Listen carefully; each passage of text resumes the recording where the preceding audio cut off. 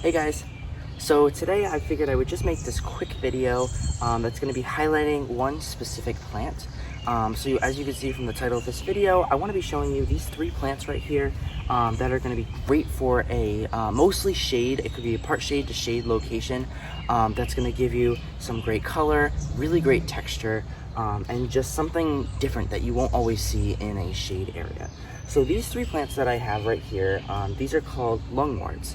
There's a specific variety and they're called raspberry splash lungworts. So I'm gonna bring it up closer to the camera and you can get a better idea for what this looks like.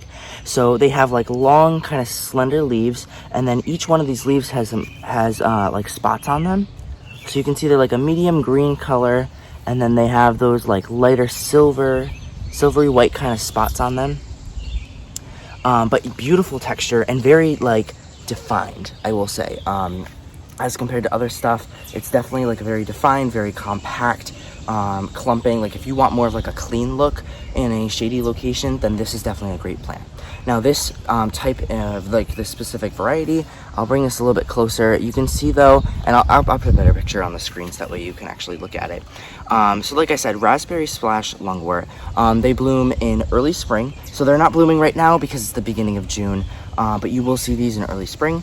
And what's really cool about the flowers on this specific plant is they're gonna open up one color and then they're actually gonna fade to another color. So you can see that on the picture there's like some pink and like really bright like pink warm tones, and then there's also like the deeper, cooler, like more purplish lavender tones.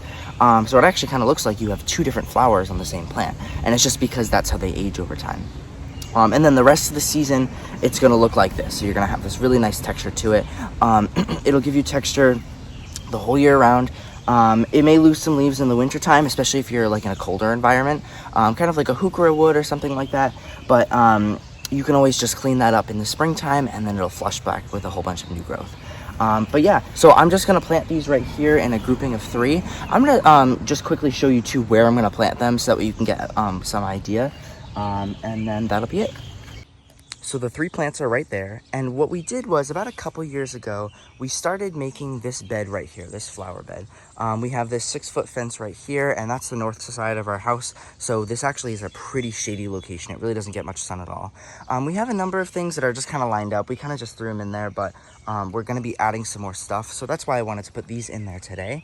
But we have this row of green giant arborvitaes that we put in a few years ago. Those are starting to take off, and we kind of just wanted to put something here that was going to separate the arborvitaes from the rest of this planter bed over here. So I figured I would just do this group of three, and then we could always add more in the future, but I think these three will be good for now. So I'm just gonna plant those three, and I'm gonna be mixing in some Biotone starter fertilizer. This stuff is really great because it really helps your plants root in when you're trying to first put them in, and especially now that it is June, we have 2 days that are 90 degrees this week, so it's gonna be hot. This stuff really helps your plants just get used to the soil, help establish a good rootstock into the soil, and then eventually grow better. So I definitely recommend using that whenever you just start off putting stuff in the ground. But yeah, so I'm just gonna plant those and then we'll be done.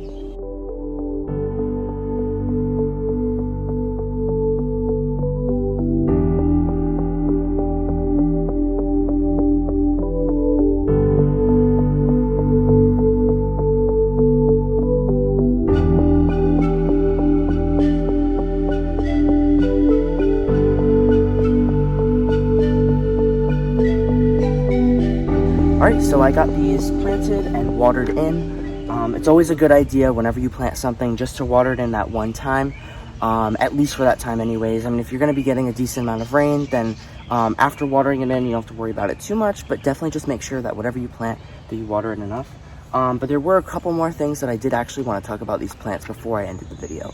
So I actually was reading this tag, and this tag gave some pretty good ideas for what you can do with this plant. So I just figured I would share it with you guys just so that way you could get some ideas for your own garden.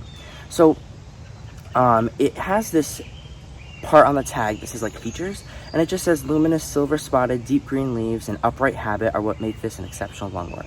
However, what they said was it's exquisite as an underplanting for ferns, hostas, and spring flowering bulbs such as daffodils. So I know that a lot of people like to plant bulbs in the fall, have them come up in the spring, but then after they bloom, then you kind of have to just let the leaves sit there for a little bit, so that way they can photosynthesize and get energy for the next year.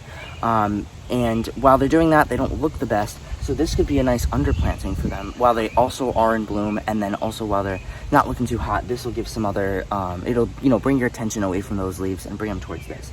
Same thing, like I actually have a fern right behind me, so you could plant these like around the fern, and there are some ferns that are obviously a little bit bigger than this, but yeah, you could plant them right around that. Same thing with hostas that get a little bit taller. This is really nice. It could be like as a nice border plant because they don't get super tall, or just around other plants like that. But there's lots that you can do with this, and it's great that they also bloom because it's hard to find stuff that blooms in shade. Most of the stuff that you find in shade is going to be more of the leaves that you're going to get interest out of, which these still have a lot of interest in those leaves. And as soon as I saw these plants, I picked them up as fast as I could because they're not super easy to find. But they're a really, really awesome plant. Definitely a workhorse in the garden and perfect for shady locations. So if you see some at your local garden center, definitely be sure to check them out. Just so you know, their cold hardiness is a zone 5. And their height and width, they get about 10 to 12 inches tall, so a little bit taller than this. Right now they're probably like 6 inches or so, and that's more for the flower spikes that come up. The leaves don't get as tall, but the flower spikes will grow up on top of those a little bit, and then they get about 12 to 18 inches wide. So they'll get a little bit bigger than this. I wanted to kind of put them together, but they'll definitely still grow into each other more, and they'll kind of just form like a nice clump. So, and I'm going to be filling in more stuff around this area, but just kind of as I find stuff that can do well in the shade, I'm going to be filling up this bed.